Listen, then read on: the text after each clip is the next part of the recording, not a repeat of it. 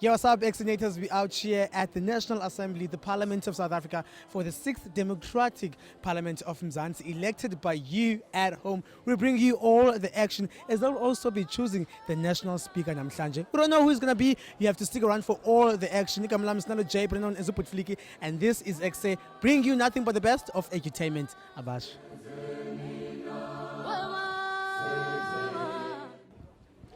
Okay, guys, we're still out here at Parliament. I have young people who are fresh, who are young, who are relevant. But right, guys, you right? Thank you. I'm Diapila. The 6th Democratic Parliament of South Africa. Officially, it's happening. We have voted, and you guys are part of it. Let's talk about what you guys as young people will be putting forward for other young people. What policies will you guys be promoting? Yeah. I think it's also quite important to understand that South Africa is literally facing one of the biggest crises in democratic South Africa, which is youth unemployment. And so a lot of our young people are without work. Almost half of them who are of working age are without work. And that has become a crisis that as a DA we don't take lightly, a crisis that we are prepared to work through across party lines to address. And so that becomes a huge part of our mandate, to firstly push for legislative reforms, to talk about youth unemployment, to bring the voice of young people to Parliament, but also to hold the executive to account where they're not doing their jobs. You know, I think it's a really important step forward. There are, I think, 50 people below the age of 35, which is a lot more than in the 5th Parliament. And so I'm really expectant and hopeful that the young generation coming into Parliament, the fees must fall generation that's coming into Parliament, will bring that spirit of wishing to shake things up, that spirit of a little bit of ungovernability, because I think that's what's necessary right now given the scale of the crises that we confront. And so I think it's a good step, but we have to remember that still this is a parliament dominated by Bantu Abadala, and that is something that we need to continuously fight to change as this young generation coming up now in South Africa. We are very pleased and humbled with every vote and every seat that we received. We only started 4 months ago, so we're grateful for that. We will now have a basis on which to continue to build for the 2021 elections.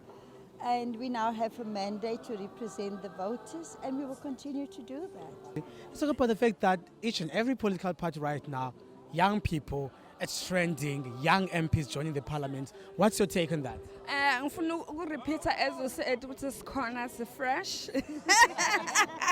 So yeah, I mean, in our benches we have lots of young people who are opinionated, young people who have strong voices, young people who are not afraid to tackle the ANC regarding issues pertaining to young people. So we will be here to make sure that the issues of young people are tackled. And we'll be working hard in committees, not only to hold the ANC accountable, not only here just to oppose. We're also here to make sure that the right kinds of decisions are made regarding the people of South Africa, and in particular the young people of South Africa. We want them to get quality education. We want them to get their degrees. We want them to get jobs. We don't want to see, when we go into communities, see young people sitting on the streets. We want them to be in school or educated. We want to see them, working hard for themselves. Well, it's great.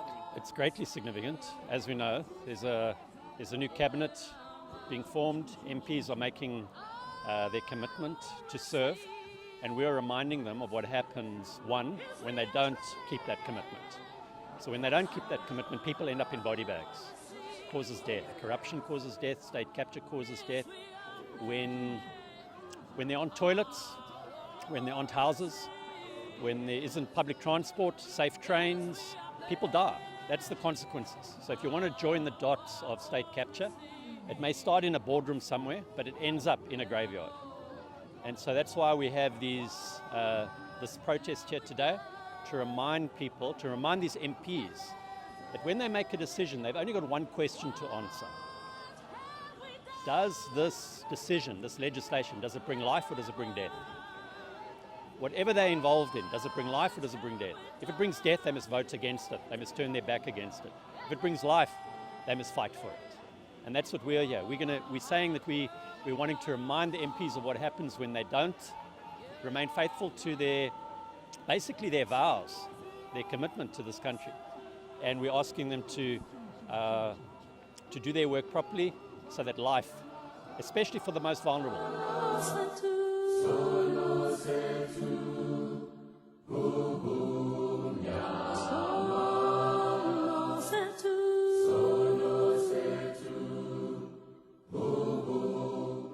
A speaker, a presiding officer, is required to protect all people who are on the podium and inside the house.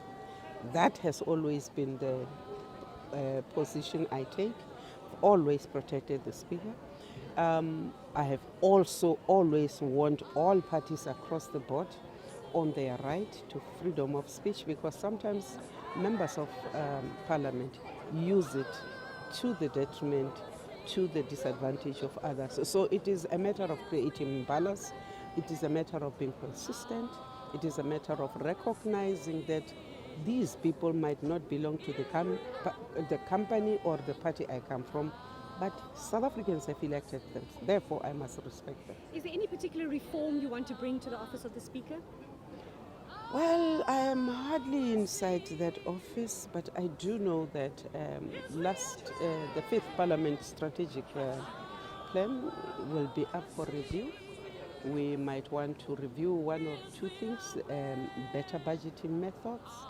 We might want to see how we coordinate business better, what must really be business for the NCOP and what must be purely business for the NA. We are in that discussion.